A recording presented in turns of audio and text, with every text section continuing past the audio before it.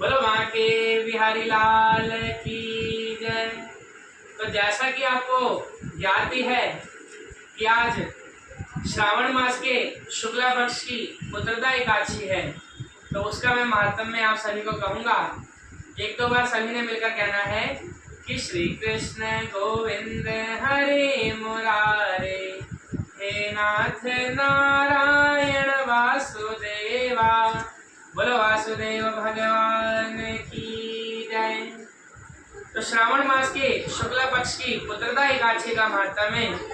युधिष्ठिर ने पूछा, मधुसूदन, श्रावण के शुक्ला पक्ष में किस नाम की एकादशी होती है? कृपया मेरे सामने उसका वर्णन कीजिए। भगवान श्री कृष्ण बोले, राजन, प्राचीन काल की बात है। द्वापर युग के प्रारंभ का समय था। माहिष्मतिपुर में राजा महिजीत अपने राज्य का पालन करते थे, किंतु उन्हें कोई पुत्र नहीं था, इसलिए वह राज्य उन्हें सुखदायक नहीं प्रतीत होता था।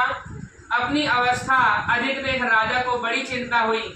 उन्होंने प्रजा वर्ग में बैठकर इस प्रकार कहा कि प्रजाजनों, इस जन्म में मुझसे कोई पातक नहीं हुआ।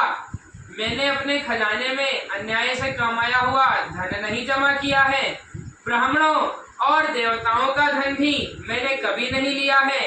प्रजा का पुत्रवत पालन किया, धर्म से पृथ्वी पर अधिकार जमाया तथा दुष्टों तो वे बंधु और पुत्रों के समान ही क्यों न रहे हों, दंड दिया है।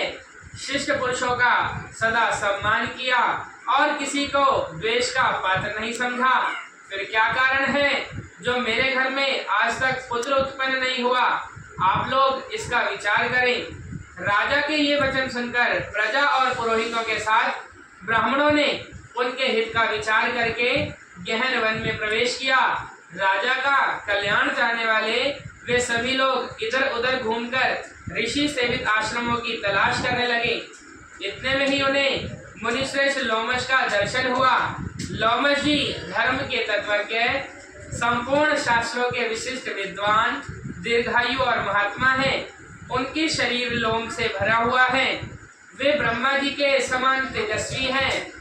एक एक कल्प के बीतने पर उनके शरीर का एक एक लोम विशीर्ण होता है, टूटकर गिरता है, इसलिए उनका नाम लोमश हुआ है।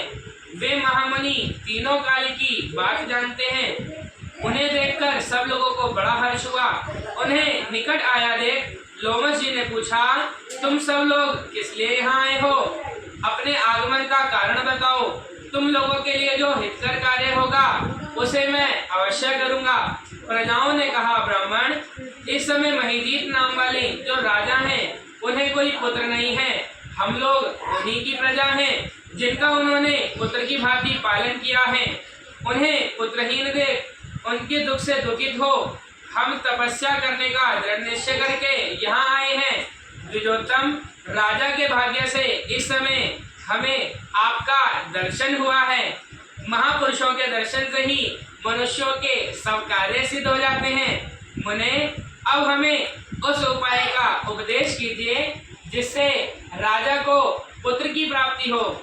उनकी बात सुनकर महर्षि लोमश 2 घड़ी तक ध्यानमग्न हो गए। तत्पश्चात राजा के प्राचीन जन्म का वृतांत जानकर उन्होंने कहा, प्रजावृंद सुनो। राजा महिजीत पूर्व जन्म में मनुष्यों को चूसने वाला धनहीन वैश्य था। वह वैश्य गांव गांव घूमकर व्यापार किया करता था। एक दिन जेठ के शुक्ल पक्ष में दशमी तिथि को जब दोपहर का सूर्य तप रहा था, वह गांव की सीमा में एक जलाशय पर पहुंचा। पानी से भरी हुई बावली देखकर वैश्य ने वहां जल पीने का विचार किया। इतने में ही वहां बछड़े के साथ एक गौ भी आ पहुंची। वह प्यास से व्याकुल और ताप से पीड़ित थी, अतः बावली में जाकर जल पीने लगी। वैश्य ने पानी पीती हुई गाय को हाँक कर दूर हटा दिया और स्वयं पानी पिया। उसी पाप कर्म के कारण राजा इस समय पुत्रहीन हुए हैं। किसी जन्म के पुण्य से इन्हें अकंटक राज्य की प्राप्ति हुई है।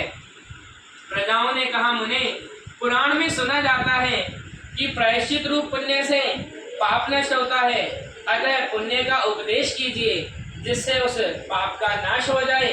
लोमश जी बोले, प्रजाजनों, श्रावण मास के शुक्ल पक्ष में जो एकादशी होती है वह पुत्रदा के नाम से विख्यात है। वह मनोवांछित फल प्रदान करने वाली है। तुम लोग उसी का व्रत करो। यह सुनकर प्रजाओं ने मुनि को नमस्कार किया और नगर में आकर विधि पूर्वक पुत्रदा एकादशी के व्रत का अनुष्ठान किया। उन्होंने विधि पूर्वक जागरण भी किया और उसका निर्मल पुण्य राजा को दे दिया। तत्पश्चात रानी ने गर्भ धारण किया और प्रसव आने पर भगवान पुत्र को जन्म दिया। इसका महात्म्य सुनकर मनुष्य पाप से मुक्त हो जाता है तथा यही लोक में सुख पाकर परलोक में स्वर्गीय गति को प्राप्त होता है। बोलो बांके बिहारी लाल की जय। तो इस प्रकार से आप सभी ने श्रावण मास के शुक्ला पक्ष की पुत्रदा एकादशी का महात्म्य सुना। यह एकादशी व्रत का महात्म्य गीता प्रेस गोरखपुर की पुस्तक के माध्यम से आप सभी को सुनाने के लिए किया गया। मेरा यह थोड़ा सा प्रयास है। किसी भी प्रकार की त्रुटि रह गई हो, कमी रह गई हो, इसके लिए मैं आप सभी से क्षमा याचना करता हूँ। आप सभी को राधे राधे। आप सभी को जय सिया राम। सनातन विद्या केंद्र से जुड़ने के लिए आप हमारे दिए हुए नंबर पर अपना नाम व शुभ स्थान लिखकर भेजें। जय सिया राम, जय सिया राम, जय सिया राम।